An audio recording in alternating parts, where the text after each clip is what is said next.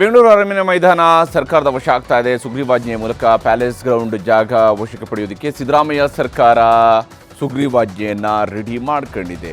ಯಾವುದೇ ರೀತಿಯಾದಂತಹ ಈಗಾಗಲೇ TDRನ ವಿವಾದ ಬಹಳ ದೊಡ್ಡ ಮಟ್ಟಕ್ಕೆ ಹೋಗಿತ್ತು. 3,000 ಕೋಟಿಗೂ ಹೆಚ್ಚಿನ ಪರಿಹಾರವನ್ನು ಸರ್ಕಾರ TDR ಮೂಲಕವಾಗಿ ಕೊಡಬೇಕಾಗಿತ್ತು.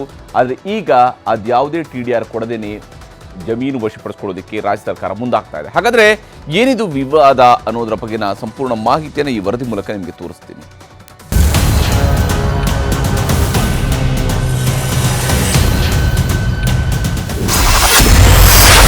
ಬೆಂಗಳೂರು ಪ್ಯಾಲೇಸ್ ಗ್ರೌಂಡ್ ಸರಕಾರದ ವಶಕ್ಕೆ.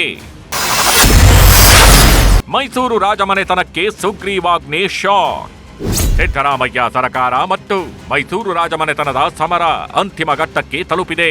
ರಾಜ್ಯ ಸರ್ಕಾರ ಬೆಂಗಳೂರು ಅರಮನೆ ಮೈದಾನದ ಭೂಮಿಯನ್ನ ವಶಕ್ಕೆ ಪಡೆಯಲು ಸುಗ್ರೀವಾಜ್ಞೆ ಜಾರಿಗೆ ತರಲು ಸಂಪುಟ ಸಭೆಯಲ್ಲಿ ನಿರ್ಣಯ ಕೈಗೊಳ್ಳಲಾಗಿದೆ. 16 ಜನವರಿ 2025 ಅಂದರೆ 10 ದಿನಗಳ ಹಿಂದೆ ಕಾನೂನು ಹೋರಾಟಕ್ಕೆ ಸರ್ಕಾರ ನಿರ್ಧರಿಸಿತ್ತು. ಈಗ ಇನ್ನೂ ಒಂದು ಹೆಜ್ಜೆ ಮುಂದೆ ಹೋಗಿ ಸಾವಿರಾರು ಕೋಟಿ ಬೆಲೆ ಬಾಳುವ ಬೆಂಗಳೂರು ಅರಮನೆ ಮೈದಾನದ ಜಾಗವನ್ನ ಸಂಪೂರ್ಣವಾಗಿ ವಶಕ್ಕೆ ಪಡೆಯಲು ಸುಗ್ರೀವಾಜ್ಞೆ ಜಾರಿಗೆ ತರಲು ನಿರ್ಣಯಿಸಿದೆ. ಏನಿದು ಪ್ಯಾಲೇಸ್ ಜಾಗದ ಫೈಟ್ ಅಂತ ನೋಡೋದಾದ್ರೆ 21 ನವೆಂಬರ್ 1996 ಭೂಸ್ವಾಧೀನ ವರ್ಗಾವಣೆ ಕಾಯ್ದೆ ಜಾರಿಯಾಯಿತು.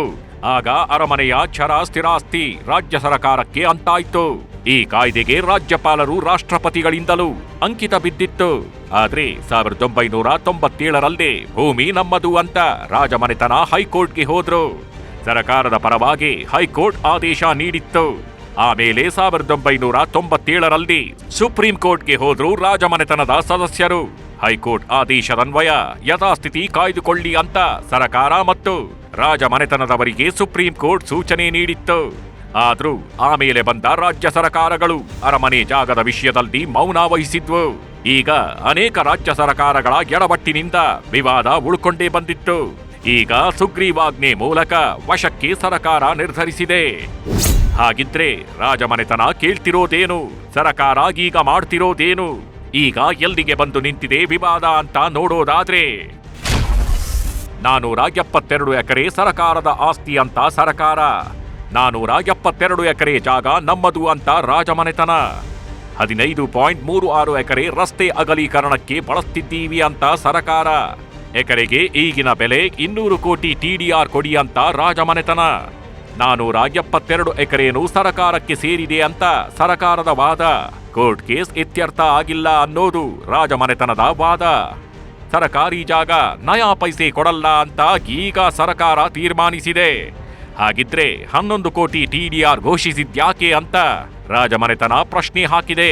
ಅಧಿಕಾರಿಗಳ ತಪ್ಪು ಕೇಸ್ ಆಗತ್ತೆ ಅಂತಿದ್ದಾರೆ ಮಂತ್ರಿಗಳು. ನಾವು ಹೋರಾಟ ನಿಲ್ಲಿಸಿಲ್ಲ ಅಂತಿದ್ದಾರೆ ರಾಜಮನೆತನದವರು. ಸುಪ್ರೀಂ ಕೋರ್ಟ್ ಆದೇಶ ಮೀರಿ ಅಕ್ರಮ ಕಟ್ಟಡ ಕಟ್ಟಿದ್ದೀರಾ, ತೆರವು ಮಾಡ್ತೀವಿ ಅಂತಿದೆ ಸರ್ಕಾರ. ಕೋರ್ಟ್ನಲ್ಲಿ ಕೇಸ್ ನಡೀತಿದೆ ಅನ್ನೋದು ರಾಜಮನೆತನದ ವಾದ. ಅರಮನೆ ಮೈದಾನದ ಜಾಗವನ್ನು ಬಳಸಿಕೊಳ್ಳೋದಕ್ಕೆ ಹಾಗೂ ನಿಯಂತ್ರಿಸಲು ಅಧ್ಯಾದೇಶವನ್ನು ಸುಗ್ರೀವಾಜ್ಞೆಯನ್ನು ಆರ್ಡಿನನ್ಸ್ ಹೊರಡಿಸೋದ್ರ ಬಗ್ಗೆ ರಾಜ್ಯ ಸಚಿವ ಸಂಪುಟ ಇವತ್ತು ನಿರ್ಣಯ ಕೈಗೊಂಡಿದೆ. ನಾವು 11 ಕೋಟಿ ರೂಪಾಯಿ ಒಟ್ಟು ಮೌಲ್ಯವನ್ನು ಲೆಕ್ಕ ಹಾಕಿದಾಗ ಎಕರೆಕ್ಕೆ 2,30,000ವರೆಗೆ ಬರ್ತದೆ. ಪ್ರತಿ ಎಕರೆಗೆ ಸುಮಾರು 200 ಕೋಟಿಯಂತೆ 3,014 ಕೋಟಿ ರೂಪಾಯಿ ನಾವು TDR ಕೊಡಬೇಕಾಗಿತ್ತು. ಒಂದು ಕುಟುಂಬದವ್ರಿಗೆ, ಒಂದು ಆಸಕ್ತ ವರ್ಗಕ್ಕೆ, ಒಂದು ಗುಂಪಿಗೆ. The state cannot give thousands and thousands of crores of rupees. So Bengaluru ಅರಮನೆ ಜಾಗಕ್ಕೆ ನಯಾ ಪೈಸೆ ಪರಿಹಾರನೂ ಕೊಡದೆ ವಶಕ್ಕೆ ಪಡೆಯಲು ಸರ್ಕಾರ ತೀರ್ಮಾನಿಸಿದೆ. ಸುಗ್ರೀವಾಜ್ಞೆಯನ್ನು ತರಲು ತೀರ್ಮಾನಿಸಿದೆ. ಮೈಸೂರು ರಾಜವಂಶಸ್ಥರು ಹೋರಾಟ ನಡೆಸ್ತಾರಾ ಇಲ್ವಾ ಅನ್ನೋದು ಸದ್ಯದ ಕುತೂಹಲ. Hebbaka Thimmegowda, political bureau, news 18. ಇನ್ನು ದರ್ಶನ್ ಜಾಮೀನು ರದ್ದು ಕೋರಿ ಪೊಲೀಸರು ಸುಪ್ರೀಂ ಕೋರ್ಟ್ನ ಮೊರೆ ಹೋಗಿದ್ರು. ಸುಪ್ರೀಂ ಕೋರ್ಟ್ನಲ್ಲಿ ಏನಾಗುತ್ತೆ ಅನ್ನುವಂಥ ಆತಂಕ ಡಿ ಗ್ಯಾಂಗ್ ಕೂಡ ಇತ್ತು. ಆದರೆ ಅವರಿಗೆ ಸ್ವಲ್ಪ ರಿಲೀಫ್ ಸಿಕ್ಕಿದೆ. ಹಾಗಾದರೆ ಸುಪ್ರೀಂ ಕೋರ್ಟ್ ಇವತ್ತು ಏನು ಹೇಳಿದೆ ಅನ್ನೋದನ್ನು ನಿಮಗೆ ತೋರಿಸ್ತೀನಿ.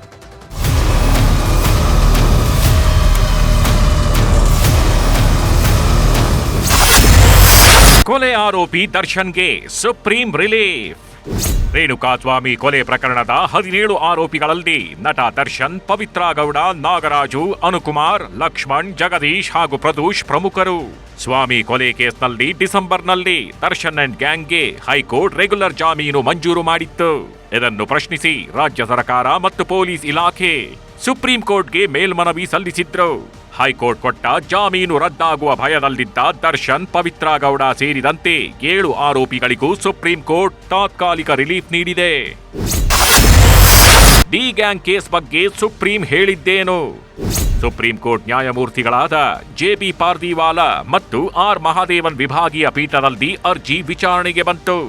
ದರ್ಶನ್ ಬೇಲ್ ರದ್ದು ಕೋರಿ ಸರ್ಕಾರದ ಪರವಾಗಿ ವಕೀಲ ಸಿದ್ಧಾರ್ಥ್ ಲೂತ್ರಾ ವಾದ ಮಂಡಿಸಿದ್ರು. ಹೈಕೋರ್ಟ್ ಆದೇಶ ಕೇಸನ್ನೇ ನಾಶ ಮಾಡಿದಂತಾಗಿದೆ. ಆರೋಪಿಗಳು ಸಾಕಷ್ಟು ಪ್ರಭಾವವುಳ್ಳವರು. ಜಾಮೀನಿನಲ್ಲಿದ್ದರೆ ಸಾಕ್ಷಿ ನಾಶ ಆಗಬಹುದು. ಹೀಗಾಗಿ 7 ಆರೋಪಿಗಳ ಬೇಲ್ ರದ್ದುಗೊಳಿಸಿ ಹೈಕೋರ್ಟ್ ಜಾಮೀನು ಆದೇಶಕ್ಕೆ ತಡೆ ನೀಡಿ. ಹೈಕೋರ್ಟ್ ಕೊಟ್ಟಿರುವುದು ರೆಗ್ಯುಲರ್ ಜಾಮೀನು. ಎಲ್ಲವನ್ನೂ ಪರಿಶೀಲಿಸಿಯೇ ಬೇಲ್ ನೀಡಲಾಗಿದೆ. ಹಾಗಾಗಿ ಜಾಮೀನು ರದ್ದು ಮಾಡಲು ಆಗುವುದಿಲ್ಲ. ಬೇಲ್ಗೆ ತಡೆ ಕೊಟ್ರೆ ಬೇಲನ್ನೇ ರದ್ದು ಮಾಡಿದಂತೆ.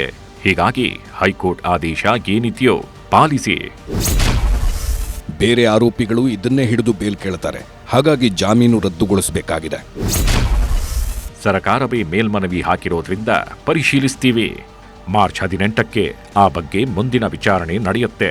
ಅಲ್ಲಿಯವರೆಗೆ ಬೇರೆ ಯಾವ ಕೇಸ್ಗಳಿಗೂ ಹೋಲಿಕೆ ಬೇಡ. ಬೇರೆ ಕೇಸ್ಗಳ ಜಾಮೀನಿಗೆ ಈ ಆದೇಶ ಅನ್ವಯಿಸಲ್ಲ. ಎಲ್ಲ 7 ಆರೋಪಿಗಳಿಗೂ ನೋಟಿಸ್ ಜಾರಿಗೊಳಿಸಿ. ಹೀಗೆ ಸುಪ್ರೀಂ ಕೋರ್ಟ್ ವಿಭಾಗೀಯ ಪೀಠ ದರ್ಶನ್ ಅಂಡ್ ಗ್ಯಾಂಗ್ ಪ್ರಕರಣದಲ್ಲಿ ಆದೇಶ ಮಾಡಿ ಮಾರ್ಚ್ 18ಕ್ಕೆ ಮುಂದಿನ ವಿಚಾರಣೆ ಮುಂದೂಡಿದೆ. ಜೊತೆಗೆ ಸುಪ್ರೀಂ ಕೋರ್ಟಿನ ಡಿಜಿಟಲ್ ಲಿಸ್ಟ್ನಲ್ಲೂ ಅಪ್ಡೇಟ್ ಆಗಿದೆ. ಹಾಗಾಗಿ ಮಾರ್ಚ್ 18ಕ್ಕೆ 2 ಕಡೆಯ ವಕೀಲರು ಮುಖಾಮುಖಿಯಾಗಿ ವಾದ ಪ್ರತಿವಾದ ಮಂಡಿಸಲಿದ್ದಾರೆ.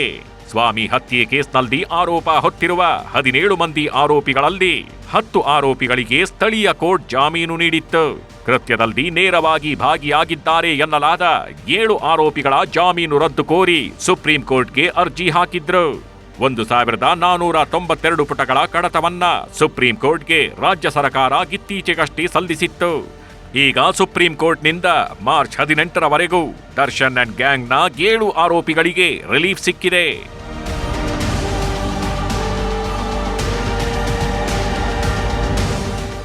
ಸದ್ಯಕ್ಕೆ ದರ್ಶನ್ ಅಂಡ್ ಗ್ಯಾಂಗ್ ಸುಪ್ರೀಂ ಸಂಕಷ್ಟದಿಂದ ಪಾರಾಗಿದ್ದು ಜಾಮೀನು ಜಂಜಾಟದಿಂದ ನಿಟ್ಟುಸಿರು ಬಿಡುವಂತಾಗಿದೆ. Muniraju, crime bureau, news 18 Bengaluru.